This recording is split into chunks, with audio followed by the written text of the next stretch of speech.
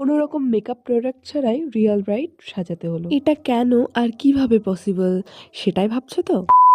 Hello সবাইকে, আমি তোমাদের প্রিয় দীপ্তি চলে এসেছি আবারও তোমাদের সাথে নতুন একটি মিনি ব্লগ শেয়ার করতে। ঠিক এর আগেই আমি তোমাদের সাথে শেয়ার করেছিলাম জেঠুমনির বাড়ির পুজোর ব্লগ। তো এটা ছিল সেই পুজোর দিন।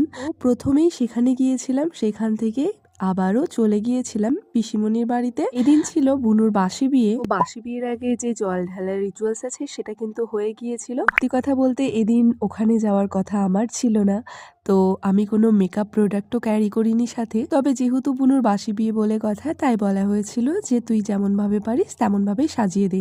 তাই বুনুর যে সমস্ত ছোটোখাটো প্রোডাক্ট ছিল সেগুলো দিয়েই কিন্তু সাজিয়েছিলাম। সেগুলোর মধ্যে না ছিল ফাউন্ডেশন আর না তেমন কিছু, তো আমি কনসিলার দিয়েই কিন্তু সাজিয়েছি। আর লিপস্টিক কলকাটা করেছিলাম, কিন্তু কোনো ফেব্রিক দিয়ে না, চন্দন আর স্টিক দিয়ে ডট কলকা করেছিলাম। আর সাজের জিনিস বলতে ছিল কনসিলার, একটা লিপস্টিক আর কম্প্যাক্ট, সাথে আইলাইনার। ব্যাস এটুকু দিয়ে কিন্তু আমি সাজটা কমপ্লিট করেছিলাম। তাতেও কিন্তু ওকে বেশ মিষ্টি লাগছে। তো এখানে কমপ্লিট হয়ে গিয়েছিল। আর আমরা কিন্তু নিরামিষ খেয়েছিলাম, কারণ এদিন ছিল সোমবার। সাধারণত আমাদের মহন্তদের বিয়ে বাড়িতে 3 জায়গায় খাওয়ার আয়োজন করতে হয়। এক হচ্ছে 10-এর জন্য মাছ, সেকেন্ড হচ্ছে যে মাছ খাবে অথচ সবার হাতের ছোঁয়া খাবে না, আর থার্ড একেবারে সম্পূর্ণ নিরামিষ। যেই হোক, তারপর কিন্তু চলে গিয়েছিলাম স্টেশনের দিকের যে রাস্তাটা গেছে ওই দিকে, দাদুর বাড়ি ঘুরতে যাব বলে।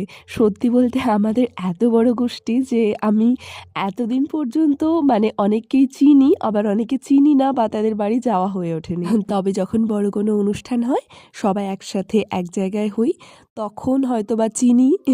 আর তারপর ধীরে ধীরে এখনো পর্যন্ত চিনছি আমি। আর সেখান থেকেই কিন্তু চলে গিয়েছিলাম বোয়ালদার জগন্নাথ মন্দিরে তোমাদেরকে প্রভুর দর্শন করাই। সবাই একবার করে বলো জয় জগন্নাথ, জয় বলরাম, জয় মাতা সুভদ্রা। আর লাইফে কখন কি হবে কোনো কিছু কিন্তু ঠিক থাকে না, কিন্তু যখন তুমি কোনো কিছু এক্সপেক্ট করবে না যে এরকম হবে বা ওরকম হবে, তখন কিন্তু ছোট ছোট ভালো ভালো ভালো বিষয়গুলো হয়।